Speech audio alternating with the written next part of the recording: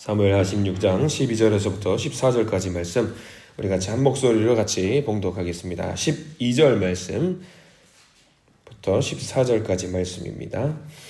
네, 우리 같이 함께 읽겠습니다. 12절 시작. 혹시 여호와께서 나의 원통함을 감찰하시리니 오늘 그 저주 때문에 여호와께서 선으로 내게 갚아주시리라 하고, 다윗과 그의 수종자들이 길을 갈 때에 시므이는 산비탈로 따라가면서 저주하고 그를 향하여 돌을 던지며 먼지를 날리더라. 왕과 그와 함께 있는 백성들이 다 피곤하여 한 곳에 이르러 거기서 쉬니라. 아멘. 오늘 말씀 가운데 하나님의 놀라운 은혜가 있길 간절히 소망합니다. 자, 저를 따라 사시기 바랍니다. 가슴에 손을 얹으시고요. 하나님의 은혜가 지금 저에게 임하기를 기도합니다. 자, 우리 옆 사람 축복하시면서 하나님의 은혜가 지금 여러분에게 임하기를 기도합니다. 아멘. 축복합니다. 축복합니다. 오늘 하루 하나님의 은혜 가운데 살기를 간절히 소망합니다. 광고 하나를 드리시자면요, 오늘 10시 우리 대청소하기로 했는데요, 나오셔서 좀 정리하는데 손을 좀 보태주시기를 간절히 좀 소망을 드립니다. 자, 오늘 말씀 사무엘하 16장 말씀입니다. 다윗은 다시 도망자가 되었습니다. 또다시 도망자가 됩니다. 압살롬, 그의 세 번째 아들 반역으로 인해서 도망자가 되지요. 이제 안정기에 접어드나 또 싶었는데 그의 삶은 이렇게 또 다른 긴장 속에 빠져드는 것 같습니다. 단순하게 힘으로 보자면은요, 그의 아들 압살롬에게 밀릴 이유가 전혀 없습니다. 전혀 없어요. 그냥 압살롬을 공격하면 됩니다. 공격하면 되는데 그렇게 하지 않고 다시 쫓기는 신세가 되지요. 그리고 우리는 지난 시간 성경 말씀을 통해서 꾸준히 알게 됩니다. 이 모든 일이 무엇으로 인한 것이냐면 죄로 인한 것이다 라는 것을 알게 되지요. 그래서 우리가 죄에 대해서 늘 민감한 마음을 갖고 살아야 한다라는 것을 알게 되었습니다. 감사한 것이 하나 있다라고 한다면요, 이렇게 쫓기는 과정 중에도 다윗은 절대로 놓지 않고 있는 그게 있어요. 뭐냐면 하나님을 경외하는 마음이 있었다라는 사실, 하나님으로 인해서 이 모든 일이 발생되었다라는 사실을 절대 놓지 않고 그 끈을 붙잡고 있다라고 하는 것이죠. 많은 사람들이 자기에게 시련이 오면은 다 내려놓고 하나님을 원망하는 경우들이 많이 있습니다. 그러나 다윗은 절대로 그렇게 하지 않아요. 심지어 이렇게 압살롬으로 인해서 쫓기는 과정 속에 있다라고 할지라도 이 과정이 하나님으로부터 인한 것이라고 생각하는 그 작은 마음이 있었습니다. 그리고 그 마음을 가지고 자기 삶을 운용해 나간다라는 것이지요. 그래서 압살롬과 싸울 이유가 없는 거예요. 압살롬이 자기를 공격하고 있지만, 아들이 자기를 공격하고 있지만 이것이 압살롬으로부터 인해서 시작된 것이 아니라 하나님으로부터 시작됐다라는 것을 알고 그렇게 믿고 있으니까 굳이 싸우지 않습니다. 받아들입니다. 하나님과 싸워서 이길 수 없다라는 것을 알고 있기 때문에 절대로 압살롬을 공격하지 않습니다. 그리고 다윗이 놓치지 않고 있는 것이 있다라고 한다면 하나님이 주신 모든 것이, 이 모든 것이 하나님의 은혜라고 생각하고, 다윗은 하나님과 뭘 맺은 사람이냐면 약속을 맺은 사람이에요. 언약을 맺은 사람이기 때문에 언약을 맺은 사람은 반드시 하나님께서 지켜주신다라는 믿음이 있었습니다. 이 과정을 순수히 받아들이면서 회개하면서 하나님, 제가 어떻게 하면 될까요? 기도하면서 나아가는 그런 다윗의 모습을 우리가 보게 됩니다. 자, 이제 사무엘하 16장은 도망갈 채비를 마치고 이제 도망가기 바로 직전에 두 사람을 만나게 되는 이야기가 기록이 되어 있어요. 16장 보면은 처음으로 만나는 사람은 시바라는 사람을 다시 만나게 됩니다. 사무엘하 9장에서 이 시바라는 사람이 어떤 사람이었는지 우리가 살펴보았습니다. 무비보셋을 지켜주었던 사람으로 묘사가 되어 있습니다. 그래서 우리가 세상 가운데 살아갈 때에 중간에서 그 중보의 역할을 감당하는 사람으로 살아야 된다라는 말씀을 함께 나누었는데요. 오늘 16장에서 시바가 등장하는 것은 조금 그때 말씀과 다르게 등장을 합니다. 기회주의자의 모습으로 오늘 등장을 하고요. 지난번에 나타났던 그 모습과는 정말 사뭇 다른 모습으로 등장을 하게 됩니다. 오늘 시바의 말씀은 시바의 이야기는 넘어갈 거예요. 따로 보지는 않을 겁니다. 다만 우리가 오늘 중요하게 생각해야 되는 인물이 하나 있다라고 한다면 5절부터 등장하는 시므이가 중요한 양상으로 등장을 합니다. 시므이는 어떤 사람이냐면 사울의 친족이라고 5절에는 기록이 되어 있습니다.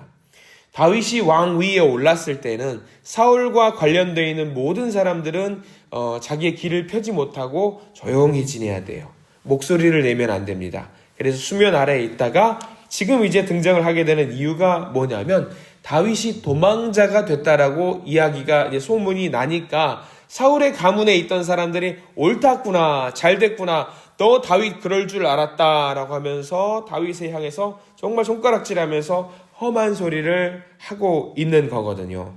그래서 한번 우리 6절과 7절 말씀 한번 보기를 원하는데요. 사무엘하 16장 6절과 7절 말씀 천천히 한번 읽어보겠습니다. 6절, 7절 시작.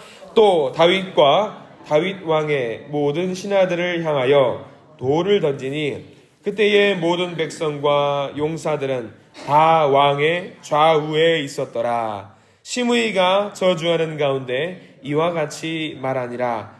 피를 흘린 자여, 사악한 자여, 가거라 가거라 하면서 돌을 던지면서 저주를 합니다. 여기서 우리는 가거라 가거라라고 나와 있죠. 이걸 우리나라 말 우리식으로 표현하면 뭐죠? 꺼져라 지금 그렇게 하는 거예요. 그냥 험한 소리를 막 하는 거예요. 험한 소리를 막 하면서 다윗을 하면서 야 너 가버려라, 다시는 돌아오지 말아라, 피를 흘린 사람 너는 필요 없다라고 이야기를 하는 시므이입니다. 그런데 다윗 휘하에 다윗은 장군입니다. 장군 출신이에요. 그러니까 자기 휘하에 장수들이 있단 말이죠. 무기를 다 갖고 있어요. 그 휘하에 있는 신하 중에 한 명인 아비새라는 사람, 조카지요. 아비새가 그 이야기를 듣고 있다 보니까 못 견디겠어요. 왕이시여, 제가 당장 가서 저자를 쳐 죽여버리겠습니다 하니까 여기서 다윗이 받아들이는 거예요. 내버려둬라. 저것도 지금 하나님이 저 사람을 통해서 내게 저거를 시킨 거 아니겠느냐. 저 사람은 내버려둬라. 하나님이 시키신 것이다 라면서 신앙의 고백을 하는 거거든요. 근데 이 신앙의 고백 중에 우리가 읽은 본문 중에 소중하게 우리의 고백으로 받아들여야 할 고백이 있다라고 한다면 12절 말씀이에요. 12절은 사실 전체를 밑줄을 그어두면서 내게 주신 고백으로 받아들여야 돼요. 다윗이 하는 고백이긴 하지만 내게 주신 고백으로 받아들여야 하는 이유가 있습니다. 자, 12절 말씀 중에 제일 앞에 나와 있는 혹시라는 글자가 있어요. 이 혹시에 동그라미 표시를 반드시 해 두시기를 바랍니다. 자, 나에게 주시는 고백으로 천천히 12절 말씀을 읽어볼까요? 12절입니다. 시작. 혹시 여호와께서 나의 원통함을 감찰하시리니 오늘 그 저주 때문에 여호와께서 선으로 내게 갚아주시리라 하고. 자, 이 말씀이 굉장히 소중한 말씀. 왜냐하면 이 혹시 뒤의 내용을 좀 보셔요. 여호와께서 나의 원통함을 감찰하실 것이다. 이 말은 무슨 말이냐면 나의 원통함을 주님께서 아신다. 그렇기 때문에 내게 선으로 모든 것을 갚아주실 것이다 라는 내용이 담겨 있는 겁니다. 이 믿음의 고백이 뭐냐면 혹시라는 것이 이거예요. 우리의 역사, 하나님의 역사하심을 우리가 알 수 없지만 하나님의 역사하심은 이럴 수도 있고 저럴 수도 있고 맞을 수도 있고 아닐 수도 있고 이 모든 상황이 있지만 하나님이 원통함과 억울함을 선으로 바꾸어 주실 수도 있지만 그게 아니실 수도 있다. 혹시라는 말은 그 말이에요. 나를 살려주실 수도 있고 나를 죽이실 수도 있다. 혹시 세상 사람들은 그럽니다. 하나님을 믿고 있으면은 반드시 억울한 거를 풀어주셔야 돼요. 세상은 그렇습니다. 하나님은 우리를 반드시 세워주셔야 한다. 이게 세상의 믿음입니다. 모든 것을 정상으로 돌려주셔야지만이 하나님이다.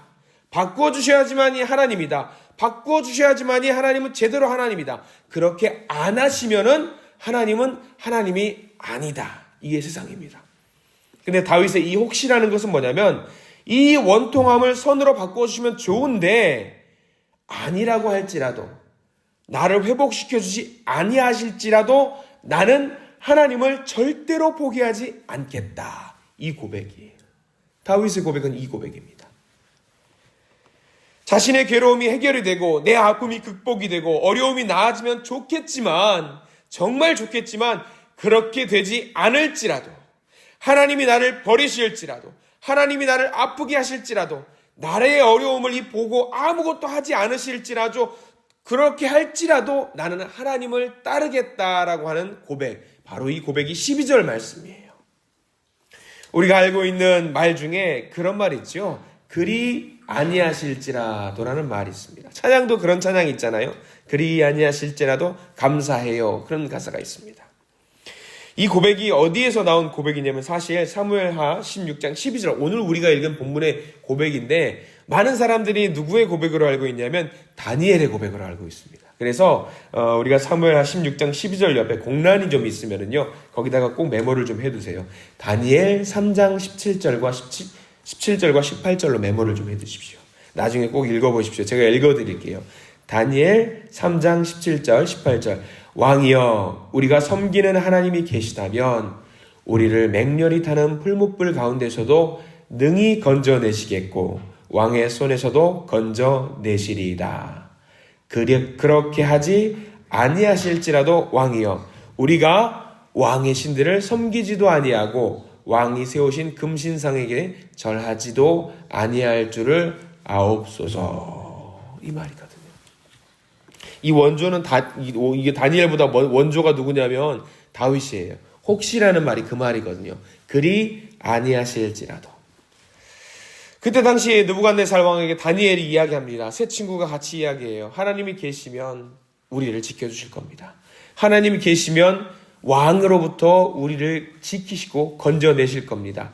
그러나 그리 아니하실지라도 저희는 바벨론의 신을 섬기지 않을 겁니다. 사실 그렇습니다. 하나님께서 저희들을 죽게 만드셔도 저희는 하나님을 믿습니다. 거기까지만 해도 믿음이에요. 하나님 저희를 살려주셔도 하나님을 믿습니다. 그 믿음이거든요. 근데 하나님께서 우리를 살리지 아니하시면 하나님이 계시지 않습니다. 이게 아니라 우리가 죽으면, 우리가 고통 가운데 있으면 하나님은 계시지 않습니다. 이게 아니라 하나님 그리 아니하실지라도 하나님은 나의 하나님입니다. 그리 아니하실지라도 하나님은 살아계십니다. 그리 아니하실지라도 우리는 하나님만을 섬길 것입니다. 이게 진짜 믿음이거든요. 그 고백이 다윗에게는 오늘 16장 12절 혹시라는 단어에 다 들어가 있는 거예요. 신앙인의 자세를 알려주고 있습니다. 우리 많이 그렇잖아요.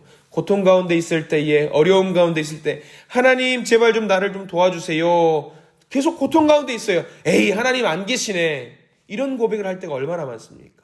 그런데 다윗은 그게 아니라 내가 고통 가운데 있다고 할지라도, 내가 회복이 되지 않는다고 할지라도 그럼에도 불구하고 하나님은 나의 하나님입니다 라고 고백하는 것이 다윗의 고백입니다. 이게 우리의 자세가 되어야 될 줄 믿습니다. 많은 문제 가운데 우리는 서게 됩니다.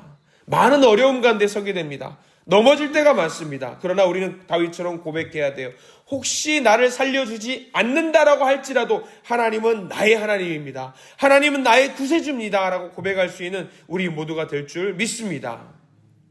아픈 곳으로부터 벗어나게 해주세요. 고통 속에서도 벗어나게 해주시고 나의 슬픔 속에서도 이겨낼 수 있도록 도와주시옵소서. 우리는 그렇게 기도해야 합니다. 반드시 기도해야 합니다. 그러나 거기서 멈추지 마시고 혹시 하나님 그렇게 하지 않으신다고 해도 하나님의 신실하심은 영원합니다. 하나님의 신실하심은 변함이 없으십니다. 나의 연약함과 나의 상황은 문제가 되지 않습니다. 이렇게 고백하면서 앞으로 나가시기를 간절히 소망합니다. 내가 꿈꾸는 것보다 더 선하고 더 위대한 일들을 하나님은 우리를 통해 이루실 것입니다. 바로 그 믿음을 가지고 하나님을 신뢰하고 하나님을 의지할 때 하나님은 우리를 통해서 놀라운 하나님의 일들을 반드시 우리와 우리 가정과 우리 다음 세대를 통해 이루어 가실 줄 믿습니다. 오늘 하루 시작합니다. 선물로 주신 오늘 하루의 삶의 모든 과정과 모든 여정이 내 뜻대로 안 될 수 있습니다. 그러나 오늘 다윗이 했던 그 고백대로 혹시 그리 아니하실지라도 하나님은 나의 삶을 주관하신다는 그 믿음을 가지고 살아내시기를 간절히 축원합니다. 기도하겠습니다. 주님 감사합니다. 오늘 다윗의 믿음을 보게 됩니다. 세상의 비난을 모두 받는 다윗입니다. 하나님께서 원통함을 풀어주실까? 하나님께서 나의 아픔을 풀어주실까? 그러나 다윗은 하나님 앞에 무릎을 꿇으며 고백합니다. 혹시 그리 아니하셔도 하나님은 나의 하나님입니다. 주여, 이 고백이 우리의 고백이 될 수 있도록 도와주시옵소서.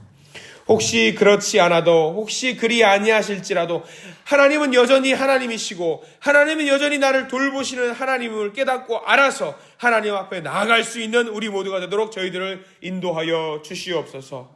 이 믿음이 나에게 있게 하시고, 이 믿음이 우리 가정에 있게 하시고, 이 믿음이 우리 교회 가운데 있게 하여 주시옵소서.